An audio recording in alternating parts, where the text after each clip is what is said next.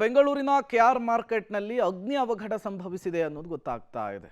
ಈ ಅಗ್ನಿ ಅವಘಡದ ತೀವ್ರತೆಗೆ ವ್ಯಕ್ತಿಯೊಬ್ಬ ಸಾವನ್ನಪ್ಪಿದ್ದಾನೆ ಅನ್ನುವಂತಹ ಮಾಹಿತಿ ಸಿಗ್ತಾ ಇದೆ. ಕೆಆರ್ ಮಾರ್ಕೆಟ್ನ ವಾಣಿಜ್ಯ ಕಟ್ಟಡಕ್ಕೆ ಬೆಂಕಿ ತಗುಲಿ ಹೊತ್ತಿ ಉರಿದಿರುವಂಥದ್ದು.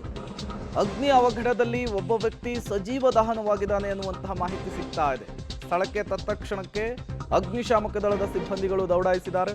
ಕಟ್ಟಡದಲ್ಲಿ ಇನ್ನಿಬ್ಬರು ಸಿಲುಕಿಕೊಂಡಿರುವಂತಹ ಶಂಕೆ ಇದೆ. ಬೆಂಗಳೂರಿನಲ್ಲಾದಂತಹ ಅಗ್ನಿ ಅವಘಡ. ಕೆಆರ್ ಮಾರ್ಕೆಟ್ನ ವಾಣಿಜ್ಯ ಕಟ್ಟಡಕ್ಕೆ ಬೆಂಕಿ ತಗುಲಿ ಇದ್ದಕ್ಕಿದ್ದ ಹಾಗೆ ಕಟ್ಟಡ ಹೊತ್ತಿ ಉರಿದಿದೆ. ಕಟ್ಟಡದ ಒಳಗಡೆ ಇದ್ದಂತಹ ವ್ಯಕ್ತಿಯೊಬ್ಬರು ಸಜೀವ ದಹನವಾಗಿದ್ದಾರೆ, ಸುಟ್ಟು ಕರಕಲಾಗಿದ್ದಾರೆ. ಮತ್ತಷ್ಟು ಜನರು ಒಳಗಡೆ ಸಿಲುಕಿರುವಂತಹ ಶಂಕೆ ಇದೆ. ಅವರನ್ನು ರಕ್ಷಿಸುವಂತಹ ನಿಟ್ಟಿನಲ್ಲಿ ಈಗಾಗಲೇ ಅಗ್ನಿಶಾಮಕ ದಳದ ಸಿಬ್ಬಂದಿಗಳು ಕಾರ್ಯಾಚರಣೆಯನ್ನು ಆರಂಭಿಸಿದ್ದಾರೆ.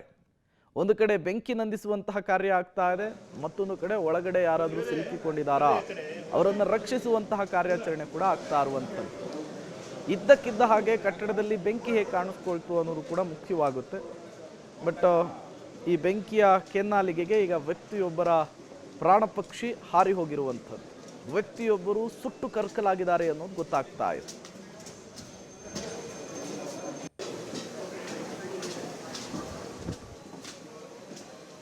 ಮತ್ತಷ್ಟು ಡೀಟೇಲ್ಸ್ ಅನ್ನು ಕೊಡ್ತಾರೆ ಪ್ರಕಾಶ್, ನೇರ ಸಂಪರ್ಕದಲ್ಲಿ ಜಾಯಿನ್ ಆಗಿದ್ದಾರೆ. ಪ್ರಕಾಶ್, ಏನಿದು ಕಟ್ಟಡ, ಯಾಕೆ ಬೆಂಕಿ ಕಾಣಿಸ್ಕೊಳ್ತು, ಎಷ್ಟು ಜನ ಸಿಲ್ಕೊಂಡಿದ್ದಾರಂತೆ, ಏನ್ ಡೀಟೇಲ್ಸ್ ಸಿಗ್ತಾ ಇದೆ ಪ್ರಕಾಶ್? ಪ್ರೇಮ್, ಇದು ಕಮರ್ಷಿಯಲ್ ಕಟ್ಟಡ, ಇದು ಕಮರ್ಷಿಯಲ್ ಬಿಲ್ಡಿಂಗು. 3ನೇ ಫ್ಲೋರಲ್ಲಿ ರಾಜಸ್ಥಾನ ಮೂಲದ ಮದನ್ ಸಿಂಗ್ ಕೂಡ ವಾಸವಿದ್ರು. ಕೆಳಗಡೆ ಪ್ಲಾಸ್ಟಿಕ್ ಅಂಗಡಿ ಇತ್ತು. ಆ ಒಂದು ಪ್ಲಾಸ್ಟಿಕ್ ಅಂಗಡಿಗೆ ಬೆಂಕಿ ತಗಲಿದೆ. ಅದರ ಪರಿಣಾಮವಾಗಿ ದೊಡ್ಡ ಮಟ್ಟದಲ್ಲಿ ಆವರಿಸಿಕೊಂಡಿದೆ. ಮೇಲಿದ್ದಂತಹ ಮದನ್ ಸಿಂಗ್ ಅವರ ಕುಟುಂಬಕ್ಕೆ, ಅಂದರೆ ಅವರು ಕೂಡ ಸಂಪೂರ್ಣವಾಗಿ ಸುಟ್ಟು ಕರಕಲಾಗಿದ್ರು. ಈ ಒಂದು ಬೆಂಕಿ ಅವಘಡದಲ್ಲಿ ಮೃತಪಟ್ಟಿದ್ದಾರೆ. ಈಗಾಗಲೇ ಮೃತದೇಹವನ್ನು ಈಗ ವಿಕ್ಟೋರಿಯಾ ಆಸ್ಪತ್ರೆಗೆ ಶಿಫ್ಟ್ ಮಾಡುವಂಥ ಕೆಲಸ ಕೂಡ ಆಗಿದೆ. ಆತನ ಜೊತೆಗೆ ಆತನ ಪತ್ನಿ ಮತ್ತು ಮಗಳು ಕೂಡ ಇದ್ರು ಅನ್ನುವಂತಹ ಮಾಹಿತಿಯನ್ನು ಸ್ಥಳೀಯರು ನೀಡ್ತಾ ಇದ್ದಾರೆ. ಸೊ ಆ ಆಧಾರದ ಮೇಲೆ ಈಗ ಒಳಗಡೆ ಹೋಗೋದಕ್ಕೆ ಈಗ ಅಗ್ನಿಶಾಮಕ ದಳ ಸಿಬ್ಬಂದಿಗಳು ಕೂಡ ಹೋಗ್ತಾ ಇದ್ದಾರೆ. ಅಂದರೆ ದಟ್ಟವಾಗಿರುವಂತಹ ಹೊಗೆ ಆವರಿಸ್ಕೊಂಡಿರುವಂಥ ಹಿನ್ನೆಲೆಯಲ್ಲಿ ಒಳಭಾಗಕ್ಕೆ ಹೋಗೋದಕ್ಕೆ ಆಗ್ತಾ ಇಲ್ಲ. ಸೊ ಹೀಗಾಗಿ ಆಕ್ಸಿಜನ್ ಸಿಲಿಂಡರನ್ನು ಆಧಾರವಾಗಿ ಇಟ್ಕೊಂಡು ಈಗ ಮೇಲ್ಭಾಗಕ್ಕೆ ಹೋಗ್ತಾ ಇದ್ದಾರೆ. ಅವರಿಬ್ಬರು ಕೂಡ ಜೀವವನ್ನು ಬಿಟ್ಟಿರಬಹುದು ಅನ್ನುವಂತಹ ಶಂಕೆಗಳು ಕೂಡ ವ್ಯಕ್ತವಾಗ್ತಾ ಇದ್ದಾವೆ. ಆದರೆ ಈ ಒಂದು ಅಗ್ನಿ ಅವಘಡಕ್ಕೆ ಶಾರ್ಟ್ ಸರ್ಕ್ಯೂಟ್ ಕಾರಣನ ಅಥವಾ ಬೇರೆ ಕಾರಣನ ಅನ್ನುವಂಥದ್ದನ್ನು ಕೂಡ ಈಗ ಪರಿಶೀಲಿಸ್ತಾ ಇದ್ದಾರೆ. ಈಗಾಗಲೇ ಸ್ಥಳಕ್ಕೆ 3 ಆಂಬ್ಯುಲೆನ್ಸ್ಗಳು ಕೂಡ ಬಂದಿದ್ದಾವೆ. ಈಗ ಒಂದು ಮೃತದೇಹವನ್ನು ಶಿಫ್ಟ್ ಮಾಡಲಾಗಿದೆ. ಇನ್ನೂ ಕೂಡ ಇಬ್ಬರು ಸಿಲುಕಿರುವಂತಹ ಶಂಕೆ ಇದೆ. ಸೊ ಆ ಒಂದು ಬಿಲ್ಡಿಂಗ್ನ ಅಕ್ಕಪಕ್ಕದ ಒಂದಿಷ್ಟು ಬಿಲ್ಡಿಂಗ್ಗಳಿಗೂ ಕೂಡ ಕೊಂಚ ಮಟ್ಟಿಗೆ ಹಾನಿಯಾಗಿದೆ.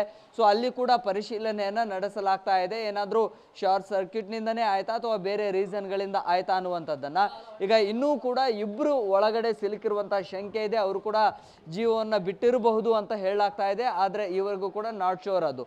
ಸೊ ಹಾಗಾಗಿ ಈಗ ಒಳಭಾಗಕ್ಕೆ ಹೋಗಿ ಈಗ ಪರಿಶೀಲನೆ ಮಾಡುವಂಥ ಕೆಲಸವನ್ನು ಈಗ ಅಗ್ನಿಶಾಮಕ ದಳ ಸಿಬ್ಬಂದಿಗಳು ಕೂಡ ಮಾಡ್ತಾ ಇದ್ದಾರೆ. ಈಗ ಸುಮಾರು 2 ರಿಂದ 3 ಅಗ್ನಿಶಾಮಕ ದಳ ಸಿಬ್ಬಂದಿಗಳ ತಂಡ ಕೂಡ ಈಗ ಇಲ್ಲಿಗೆ ರೀಚ್ ಆಗಿದೆ. ಈಗ ಒಳಭಾಗಕ್ಕೆ ಹೋಗುವಂಥ ಎಲ್ಲ ಪ್ರಯತ್ನಗಳನ್ನು ಕೂಡ ಆಗ್ತಾ ಇದೆ. ಜೊತೆಗೆ ಒಂದಿಷ್ಟು ಭಾಗಗಳಲ್ಲಿ ಈಗ ಬೆಂಕಿ ಹಾಗೆ ಆವರಿಸ್ಕೊಂಡಿದೆ ಕಡಿಮೆ ಪ್ರಮಾಣದಲ್ಲಿ.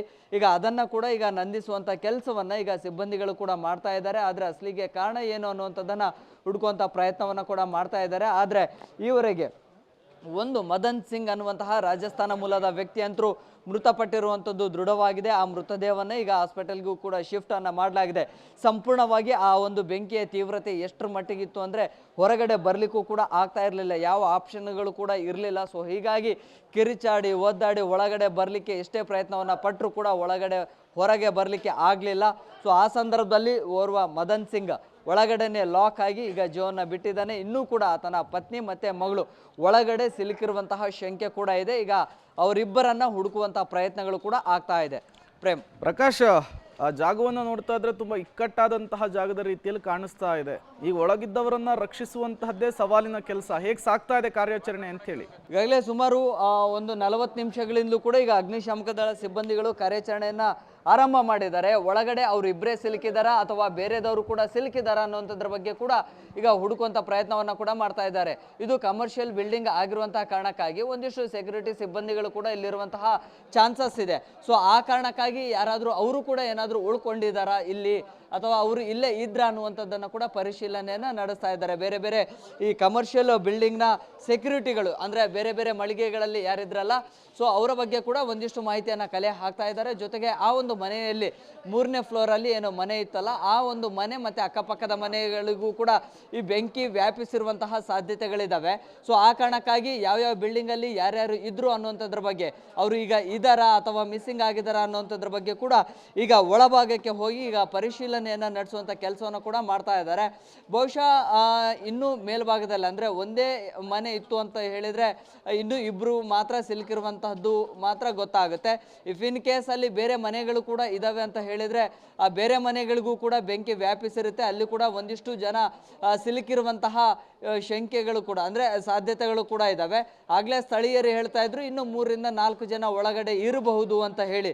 ಸೊ ಅದು ಈವರೆಗೂ ಕೂಡ ಖಚಿತತೆ ಇಲ್ಲ. ಆದರೆ ಒಬ್ರು ಮೃತಪಟ್ಟಿರೋದು ದೃಢವಾಗಿದೆ. ಅವರ ಕುಟುಂಬಸ್ಥರು ಇನ್ನೂ ಕೂಡ ಇಬ್ರು ಒಳಭಾಗದಲ್ಲಿ ಇದ್ದಾರೆ ಅನ್ನುವಂಥದ್ದು ಈಗ ಅಗ್ನಿಶಾಮಕ ದಳ ಸಿಬ್ಬಂದಿಗಳಿಂದಲೂ ಕೂಡ ಅಧಿಕೃತವಾಗಿ ಹೇಳ್ತಾ ಇರುವಂಥದ್ದು. ಆದರೆ ಅಲ್ಲಿಗೆ ರೀಚ್ ಆದ ನಂತರ 3ನೇ ಫ್ಲೋರ್ಗೆ ರೀಚ್ ಆದ ಬಳಿಕ ಇನ್ನೆಷ್ಟು ಜನ ಸಿಲುಕಿದ್ದಾರೆ ಅನ್ನುವಂಥದ್ದು ಒಂದು ಕನ್ಫರ್ಮ್ ಆಗಿ ಗೊತ್ತಾಗುತ್ತೆ. Prem, okay, thank you Prakash ತಮ್ಮೆಲ್ಲ ಮಾಹಿತಿಗಾಗಿ. ಬೆಂಗಳೂರಿನ KR ಮಾರುಕಟ್ಟೆಯ ವಾಣಿಜ್ಯ ಕಟ್ಟಡದಲ್ಲಿ ಬೆಂಕಿ ಕಾಣಿಸಿಕೊಂಡು ಹೊತ್ತಿ ಉರಿದಿದೆ.